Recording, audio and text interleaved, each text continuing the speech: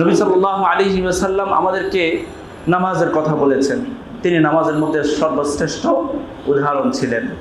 নবী সাল্লাল্লাহু আলাইহি ওয়াসাল্লাম আমাদেরকে রোজার কথা বলেছেন। রোজার ক্ষেত্রে নবীজি বেনজির দৃষ্টান্তহীন ছিলেন। নবী সাল্লাল্লাহু আলাইহি ওয়াসাল্লাম আমাদেরকে উত্তম আখলাকের কথা বলেছেন। তিনি নিজেই উত্তম আখলাকের ক্ষেত্রে সর্বোত্তম এবং সর্বশ্রেষ্ঠ ছিলেন। বলেন সুবহানাল্লাহ। আম্মা জান আয়েশা সিদ্দিকা রাদিয়াল্লাহু তাআলা আনহাকে জিজ্ঞাসা করা হলো, রাসূলুল্লাহ সাল্লাল্লাহু আলাইহি ওয়াসাল্লামের স্বভাব আর চরিত্র কেমন ছিল? আম্মা জান আয়েশা সিদ্দিকা রাদিয়াল্লাহু তাআলা আনহা বেশি কথা বলেন নাই। তিনি বলেছেন, কানা খুলুকুহু আল কুরআন। আরে রাসূলুল্লাহ সাল্লাল্লাহু আলাইহি ওয়াসাল্লামের চরিত্রের ব্যাপারে জানতে চাও? আরে চরিত্র ব্যাপারে যদি জানতে চাও, কোরআনই হলো নবীজির চরিত্র। অর্থাৎ কোরআনের বাস্তব রূপ ছিলেন কে? রাসূলুল্লাহ সাল্লাল্লাহু আলাইহি ওয়াসাল্লাম।